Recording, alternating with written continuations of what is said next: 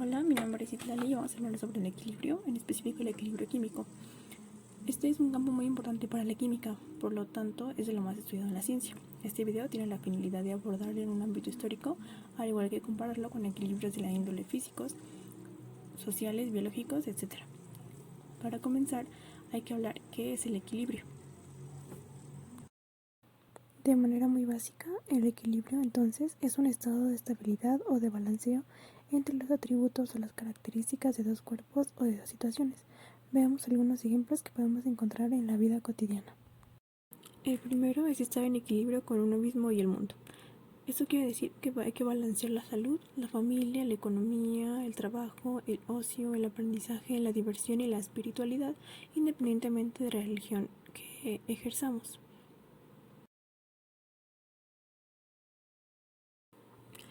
Cuando nos bañamos, ajustamos las llaves para que el agua que salga esté en un punto medio, no muy caliente ni muy fría, cosa que también ocurre cuando nos preparamos un café y no nos gusta muy caliente.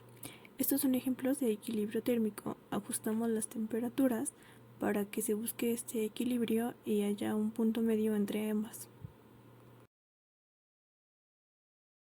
Ahora vamos a ver otro tipo de ejemplos, como pueden ser caminar sobre una línea estrecha sin caerse o pararse sobre un pie alzando las manos como lo muestra la imagen. Este tipo de ejemplos podrían considerarse más bien mecánicos a comparación de los anteriores. Un ejemplo del equilibrio biológico son las cadenas alimenticias que se rigen por los productores, los consumidores y los descomponedores, donde sabemos que una especie se alimenta de otra y a su vez esta abastece a otra y así sucesivamente. En otras palabras, para que un tipo de animal exista necesita alimentarse de otro. Vamos a poner este ejemplo que vemos en la imagen, vamos a analizarlo. Las plantas pues actúan como productores, ya que ellos producen su propio alimento. El ratón se alimenta de estas plantas, a su vez la serpiente del ratón y el águila de la serpiente. A este tipo de animales se les denomina consumidores. Al morir el águila, los microorganismos que son los descomponedores se abastecen de su carne en descomposición. Entonces, si una especie dejara de existir, la cadena se vería afectada, pues el animal que se la come ya no tendría alimento, provocando su extinción y la de las demás especies que viven de él. Tampoco puede haber una sobrepoblación de alguna de ellas. Debe existir un punto medio entre los productores, los consumidores y los descomponedores para que el ecosistema funcione adecuadamente. Ahora veamos este otro ejemplo en la tasa de natalidad y mortalidad de una página que se llama Breathing Earth. Esta simulación en tiempo real muestra las emisiones de CO2 o de dióxido de carbono de todos los países del mundo, así como de sus tasas de natalidad y mortalidad. Lo que pasa con las tasas es que si las personas no naciéramos, básicamente nuestra especie se extinguiría y si no muriéramos habría una sobrepoblación inmensa de la misma. Es por eso que al morir y nacer se encuentra un balance entre la cantidad de humanos que habitamos. Por último, vamos a analizar un ejemplo químico. Cuando tenemos acidez estomacal sabemos que es porque hay un exceso de ácido en el estómago, así que tomamos medicamentos antiácidos porque contrarrestan el padecimiento. Lo que ocurre es que el pH del antiácido es básico y al reaccionar con este ácido que tenemos se busca un punto medio o el punto de equilibrio o la neutralización de las sustancias y eliminar el malestar. Como sabemos, todo esto no es fácil porque existen muchos factores que pueden afectar todo este tipo de equilibrios que hemos venido analizando, como pueden ser el peso, la fuerza, el aire, los puntos de apoyo, elasticidad, posición, tamaño, tiempo, la puntería, la gravedad, el espacio, la temperatura, la coordinación, la distancia, la cantidad, el pH, entre muchos otros. Es momento de entrar al ámbito histórico del equilibrio químico. Sabemos que la química como tal no es una ciencia tan antigua como la física o las matemáticas, por ende su equilibrio tampoco lo es. Sin embargo, el equilibrio se ha estudiado desde hace mucho tiempo. El término equilibrio se remonta a la antigua Grecia, se basaba en tres nociones centrales, que son el equilibrio, la simetría y la dinámica, ayudando a la creación de obras de diversos autores. El equilibrio jugó un papel importante en el razonamiento de Arquímedes. Este filósofo, hasta la ley de la palanca, fue la primera ley mecánica de la historia, la cual menciona que la potencia por su brazo es igual a la resistencia por el fulcro. La fórmula básicamente es F1 por D1, que es igual a F2 por D2. La palanca es una máquina simple que ayuda a transmitir fuerzas y variar desplazamiento, compuesta por una barra rígida que gira libremente sobre un punto de apoyo llamado fulcro, entre los cuales se impone el requisito de simetría, la igualdad de pesos y las distancias, por ejemplo, a fin de garantizar el estado de equilibrio. Encontramos palancas en artículos como una carretilla, tijeras, caña de pescar, la balanza, entre muchos otros artefactos que usamos en la vida diaria. Con el paso del tiempo, Newton postuló 3 leyes que conocemos hoy en día como leyes de Newton. En la tercera introdujo un enfoque del equilibrio donde estipuló la igualdad de las fuerzas de acción y reacción entre dos cuerpos interaccionantes. La propia ciencia newtoniana ofrecía una definición del estado de equilibrio en términos de anulación conjunta de las fuerzas participantes. Esto va referido a la sumatoria de las fuerzas, que es igual a cero. Es decir, lo que conocemos como equilibrio estático, porque como se mencionó, pues da igual a cero, dando pie al equilibrio dinámico. En otras palabras, relaciona las velocidades y los desplazamientos de una masa. Retomando todo lo descrito por Newton, el francés D'Alembert también estudió que los problemas dinámicos podían reconvertirse en situaciones estáticas, donde establece que la suma de las fuerzas externas que actúan sobre un cuerpo y las denominadas fuerzas de inercia forman un sistema de fuerzas en equilibrio. A este equilibrio se le denomina equilibrio dinámico. La fuerza inercia es igual a la masa por la aceleración, pero la masa por aceleración debe estar dirigida negativamente a la coordenada correspondiente, o sea, a la fuerza de inercia, para dar como resultado cero. Hasta el momento nos damos cuenta que pues lo estudiado sobre el equilibrio se refería a cuestiones mecánicas. En la revolución científica se tuvieron muchos adelantos en la física, la óptica y la astronomía. Luego del tiempo, este impulso tardó algo más de un siglo en transmitirse a otras áreas de la investigación como el calor, la electricidad o la química. Con la aportación de Lavoisier a la ciencia, la química llegó a su fin y pronto se transformó a las bases de lo que hoy conocemos como química. Su idea demostró experimentalmente la conservación de la materia en las reacciones químicas.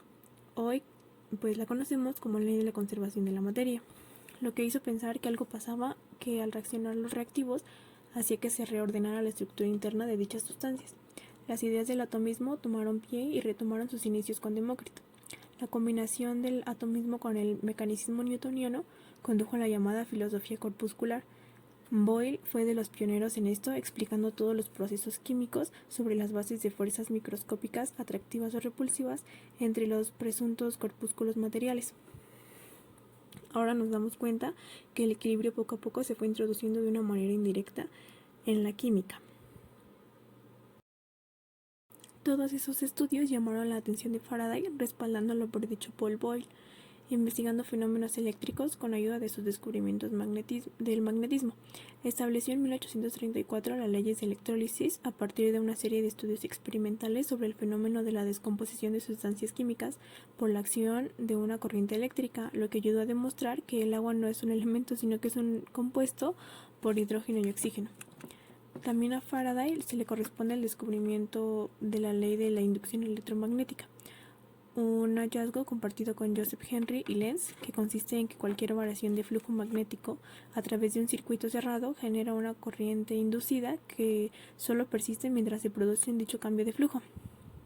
En palabras más simples, la corriente inducida genera a su vez un campo magnético que se opone a la variación de flujo magnético externo. A esta ley, a diferencia de la newtoniana de acción y reacción, se le aplica el tiempo. El sistema afectado por una acción exterior, la variación del flujo magnético externo, evoluciona en el tiempo generando una corriente inducida para compensar la alteración de sus condiciones impuestas por la perturbación externa. Todo esto será más adelante aplicado al equilibrio químico. Entonces nos damos cuenta que en el equilibrio se le agrega otro término muy importante, que es el tiempo. Ahora su recorrido va encaminado a la energía. Thomas Young aplicó dicho término, que pronto se utilizaría con frecuencia por William Rankine, introdujo la expresión de energía potencial o la posición de los cuerpos, y William Thomson o Lord Kelvin la de energía cinética o movimiento. Kelvin también acudió la familiar expresión de conservación de la energía en 1882, referida a algo similar con la ley de la conservación de la materia propuesta por Lavoisier. La química, a pesar de ser tan joven, no podía permanecer ajena a estos progresos. Así fue como el estadounidense Gibbs introdujo el concepto de potencial en la termodinámica química.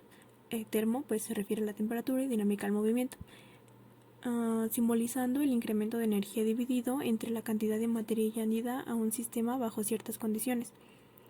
El potencial químico buscaba cuantificar de algún modo la tendencia al producir hechos de una transformación química en determinadas circunstancias bien especificadas. Berthollet mencionó que la acción efectiva de las sustancias químicas dependía de las masas participantes, además de la presión, la temperatura o de su estado de agregación. Podía estimarse multiplicando la masa presente representada por la letra Q de una sustancia por su afinidad química A. Dicho producto fue denominado masa química.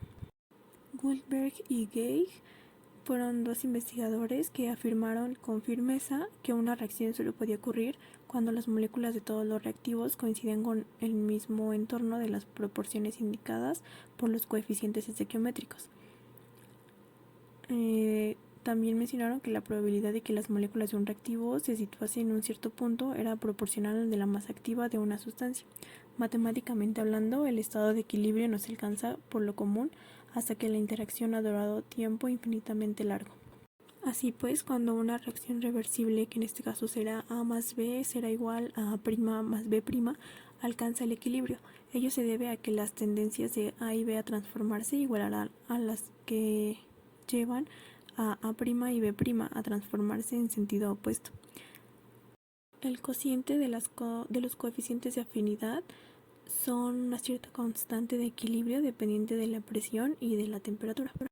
Ellos aseguraban que lo que dijimos anteriormente era válido para cualquier tipo de reacción.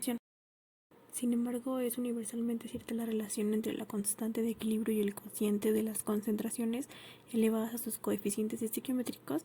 La deducción de estos dos científicos no siempre resulta válida. Solo se cumple en reacciones elementales, o sea, aquellas cuyo mecanismo molecular consta de una única etapa.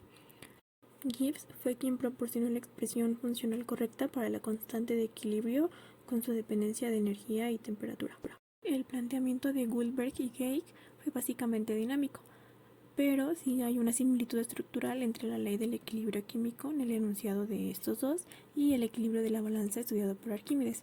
En esta última se relaciona la longitud con los pesos y en la primera, la de los dos científicos, los coeficientes y una variable externa, o sea, las concentraciones de las sustancias. Liebman también estudió los procesos o fenómenos electromagnéticos y mecánicos, observando que el sentido de uno de estos fenómenos es siempre tal que el resultado producido tiende a oponerse al fenómeno primitivo. Van Hoff enunció la ley del desplazamiento de los equilibrios químicos o principio del equilibrio móvil, según la cual un equilibrio se desplaza ante una reducción de temperatura hacia un estado en el que genere calor. Le Chatelier se propuso generalizar este enunciado, ampliando su alcance a otros factores además de la temperatura y elevándolo a la categoría de ley fundamental para todos los equilibrios químicos. Esto es lo que hace diferente al equilibrio químico de los equilibrios mecánicos, que su alcance va más allá de la temperatura. Hay otros factores que también influyen. Entonces, el equilibrio químico es una reacción reversible donde las concentraciones de las especies no cambian.